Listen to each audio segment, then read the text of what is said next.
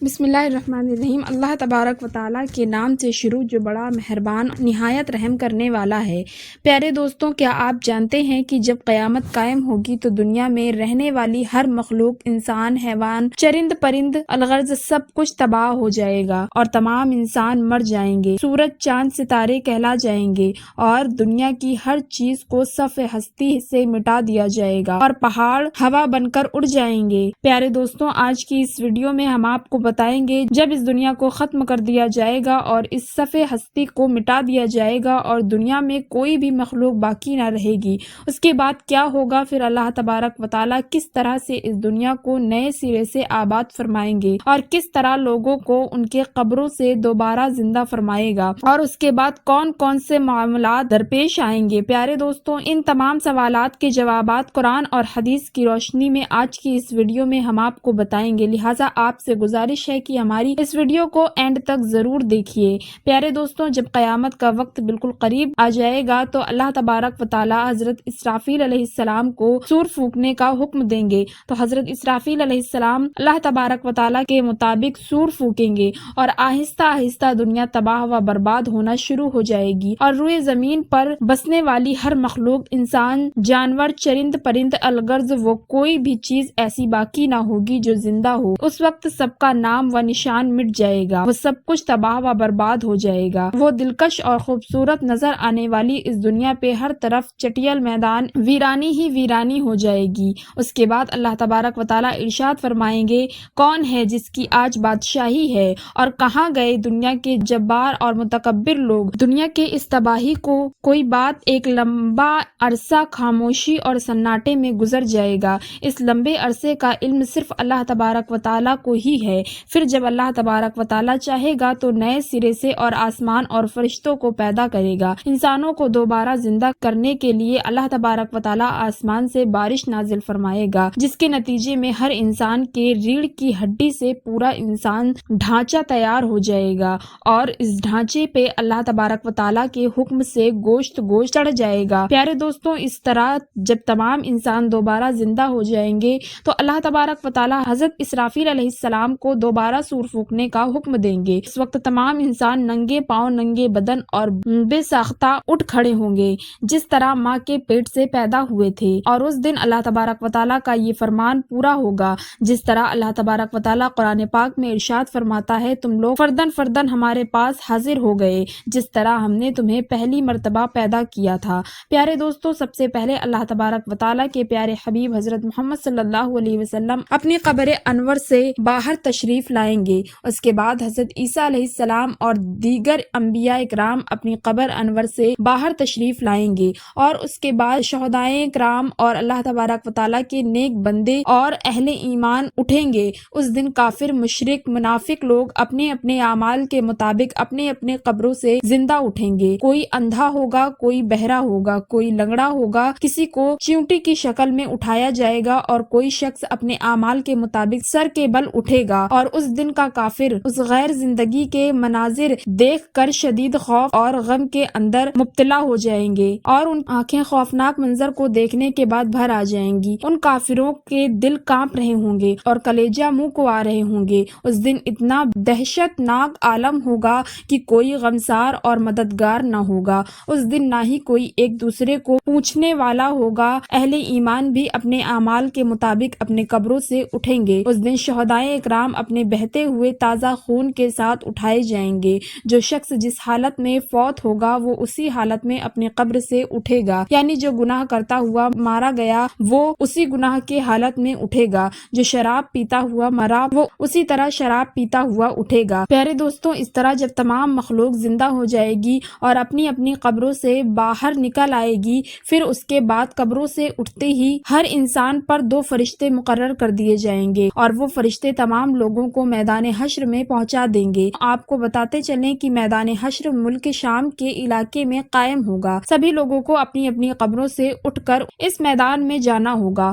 کفار میں جو لوگ اندھے اٹھیں گے وہ ٹھوکریں کھاتے گرتے پڑتے میدان حشر میں پہنچیں گے، اور جو لوگ سر کے بل اٹھائے جائیں گے وہ لوگ انتہائی ذلت اور رسوائی کے ساتھ میدان حشر میں پہنچیں گے، اور بعض کافروں پر آگ مسلط کر دی جائے گی جو ان کافروں کو حشر کی طرف لے جائے گی۔ گی اور اہل ایمان بھی اپنے عقائد اور اعمال کے مطابق میدان حشر کی طرف رواں دواں ہوں گے۔ بعض اہل ایمان پیدل پہنچیں گے اور بعض اہل ایمان اونٹوں پر سوار ہو کر میدان محشر میں پہنچیں گے۔ کسی اونٹ پر ایک شخص ہوگا تو کسی اونٹ پر 2 شخص ہوگا، حتیٰ کہ کسی اونٹ پر 10 آدمی بھی سوار ہوں گے۔ اس دن اللہ تبارک و تعالیٰ کی سواری مخلوق اس خوفناک عالم میں چپ چاپ ایک ہی منظر کی طرف رواں دواں ہوگی، وہ منظر مقام محشر ہوگا۔ اس دن کسی کو اونچا سانس لینے کی جرات تک نہ ہوگی۔ اس دن ہر آدمی کو یہ احساس ہوگا کہ آج حساب کا دن ہے، آج اپنی زندگی میں کیے گئے تمام کرتوتوں کا پھل ملنے والا ہے۔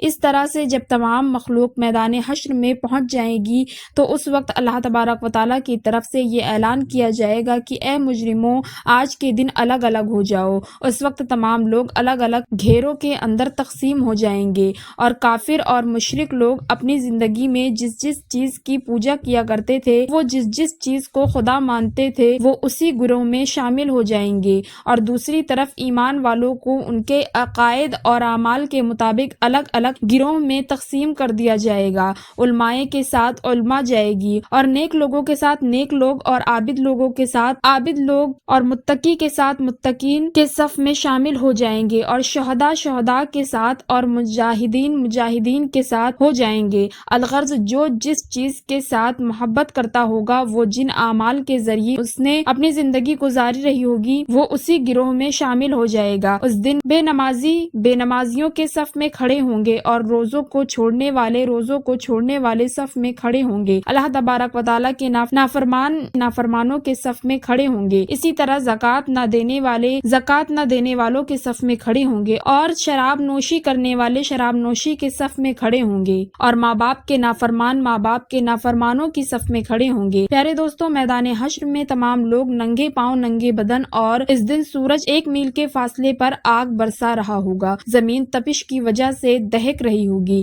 جسم سورج کی آگ میں جل رہا ہوگا، اور زمین اتنی گرم ہو جائے گی کہ پیر زمین پہ نہ رکھا جائے گا، اور دور دور تک کہیں سایہ نظر نہیں آ رہا ہوگا۔ لوگ اپنے اپنے عقائد اور اعمال کے مطابق اپنے اس پسینے میں ڈبکیاں لگا رہے ہوں گے۔ کچھ لوگ اپنے گناہوں کے مطابق ٹخنوں تک پسینے میں ڈوبے ہوئے ہوں گے، اور کچھ لوگ سینے تک پسینے کے اندر ڈوبے ہوئے ہوں گے، اور کچھ لوگ اپنے اعمال کے مطابق پورے کے پورے پسینے میں ڈبکیاں لگا رہے ہوں گے۔ حشر کا یہ خوفناک دن 50,000 سال ہوگا، اور وہ لوگ بھوک اور پیاس اور شدید گرمی کی حالت میں 50,000 سال تک کھڑے رہیں گے، اور تمام لوگ تنگ آ کر اللہ تبارک و تعالیٰ کی بارگاہ میں عرض کریں گے، یا رب العالمین، ہمیں اس مصیبت سے نجات عطا فرمائے، چاہے ہمیں جہنم میں ہی ڈال دے۔ یاد رہے، سورج کا ہماری زمین سے فاصلہ 9,30,00,000 میل ہے۔ اس کے باوجود بھی جون جولائی کے مہینے میں زمین اس قدر گرم ہو جاتی ہے، 1 منٹ کے لیے بھی زمین پہ ننگے پاؤں کھڑا نہیں ہوا جاتا۔ تو ذرا غور فرمائیے کہ اس دن کیا حال ہوگا، جس روز زمین کا درجہ حرارت آج کے مقابلے میں 9 کروڑ گنا زیادہ ہوگا۔ پیارے دوستوں، اس دن حساب و کتاب سے پہلے تمام لوگ مختلف انبیاء کرام کے بارگاہ میں حاضر ہوں گے، ان کے اپنے لیے سفارش کرنے کو کہیں گے، لیکن سب انبیاء کرام ایک ہی جواب دیں گے، آج میرا رب اتنا غضبناک ہے، اس سے پہلے وہ اتنا غضبناک کبھی نہ ہوا، اور نہ ہی اس کے بعد کبھی اتنا غضبناک ہوگا۔ اس دن تمام لوگ تمام انبیاء کرام کی بارگاہ سے ہوتے ہوئے حضرت عیسیٰ علیہ السلام کی بارگاہ میں پہنچیں گے۔ حضرت عیسیٰ علیہ السلام بھی یہی جواب دیں گے کہ آج میرا رب اتنا غضبناک ہے کہ اس سے پہلے کبھی بھی وہ اتنا غضبناک نہ ہوا، نہ ہی اس کے بعد ہوگا۔ تم لوگ اللہ تبارک و تعالیٰ کے پیارے حبیب حضرت محمد صلی اللہ علیہ وسلم کی بارگاہ میں چلے جاؤ، آج وہی تمہاری سفارش کریں گے۔ تو وہ لوگ مایوس ہو کر حضرت محمد مصطفیٰ صلی اللہ علیہ وسلم کی بارگاہ میں حاضر ہوں گے، اور آپ کی بارگاہ میں عرض کریں گے، یا رسول اللہ صلی اللہ علیہ وسلم، آپ اللہ کے پیارے رسول ہیں اور خاتم الانبیاء ہیں، آپ دیکھ رہے ہیں کہ ہماری کیا حالت ہو چکی ہے، آپ رب کے حضور ہماری سفارش کر دیجئے، آپ ہمارے حساب کی کتاب کا آغاز فرمائیے اور ہمارے گناہوں کو بخش دے۔ اس وقت اللہ تبارک و تعالیٰ کے پیارے حبیب حضرت محمد مصطفیٰ صلی اللہ علیہ وسلم یہ ارشاد فرمائیں گے، آج کے دن سفارش کے لائق صرف میں ہی ہوں۔ چنانچہ اس وقت حضرت محمد مصطفیٰ صلی اللہ علیہ وسلم کو میدان حشر سے شفاعت کی بلند ترین مقام محمود تک پہنچا دیا جائے گا، جو جنت میں عرش الہی کے نیچے ہوگا، اور وہاں پہنچ کر حضور اپنے پیارے رب کے حضور سجدے میں گر جائیں گے اور اللہ تبارک و تعالیٰ کے حمد و ثنا کریں گے، اور اس وقت اللہ تبارک و تعالیٰ کی ذات جب اپنے محبوب کی اس محبت بھرے سجدے کو دیکھے گی تو اس وقت اللہ تبارک و تعالیٰ کے دریائے رحمت جوش میں آ جائے گی۔ اللہ تبارک و تعالیٰ اپنے پیارے حبیب حضور اکرم صلی اللہ علیہ وسلم کو ارشاد فرمائے گا، اے میرے محبوب اپنے سر کو سجدے سے اٹھاؤ، سوال کرو، جو آپ مانگیں گے وہ آپ کو دیا جائے گا، اور جس کے آپ سفارش کریں گے آپ کی سفارش قبول کی جائے گی۔ اور اس وقت اللہ تبارک و تعالیٰ جلوائے افروز ہوگا۔ اس وقت تمام فرشتے زمین کی کناروں پر کھڑے ہوں گے اور 8 فرشتے اللہ تبارک و تعالیٰ کا عرش الہی اٹھائے ہوئے ہوں گے، اور اس وقت اللہ تبارک و تعالیٰ کی عظیم شان عدالت قائم ہوگی۔ اللہ تبارک و تعالیٰ کے فرشتوں کو حکم دے گا کہ تمام لوگوں کو ان کے نام اعمال دے دیے جائیں، اور اس دن اہل ایمان والوں کے سامنے کی طرف سے دائیں ہاتھ میں نام اعمال دیا جائے گا، اور اس دن کفار اور مشرکین کو پیچھے کی طرف سے بائیں ہاتھ میں نام اعمال دیا جائے گا۔ اس نام اعمال پر نظر ڈالتے ہیں ہر انسان کے سامنے اس کی زندگی کے تمام کرتوتوں سامنے آ جائیں گی، اور اپنی زندگی میں کیے گئے تمام کرتوتوں کے تمام یادیں تازہ ہو جائیں گی، اور اس دن اہل ایمان کے روشن چہرے کچھ اور بھی روشن اور تر و تازہ ہو جائیں گے، اور تمام اہل ایمان خوشی خوشی دوسروں کو اپنا نام اعمال، جیسا کہ اللہ تبارک و تعالیٰ اس منظر کی طرف اشارہ کرتے ہوئے قرآن پاک میں ارشاد فرماتا ہے، اور لوگ کہیں گے کہ آؤ میرا نام اعمال پڑھو، اور اس دن مشرکین اور کفار کے چہروں کی سیاہی میں کچھ اور بھی اضافہ ہو جائے گا، ذلت ان کے چہروں پہ چھا جائے گی، حسرت اور ہدامت سے وہ اپنے ہاتھوں سے چھپائیں گے، اور تمام کفار اور مجرمین کہیں گے اے کاش آج ہمیں اپنے نام اعمال نہ دیا جاتا، اور کاش کہ میں یہ نہ جانتا کہ میرا نام اعمال اور حساب و کتاب کیا ہے۔ کفار اور مشرکین بار بار اپنے نام اعمال کو دیکھیں گے، تعجب سے کہیں گے کہ یہ کیسا عجیب و غریب نام اعمال ہے، کیسے میں ایک چھوٹا بڑا عمل لکھا ہوا ہے، ہائے ہماری کمبختی، یہ نام اعمال کیسا ہے، کوئی چھوٹے سے چھوٹا یا بڑے سے بڑا عمل ایسا نہیں جو اس میں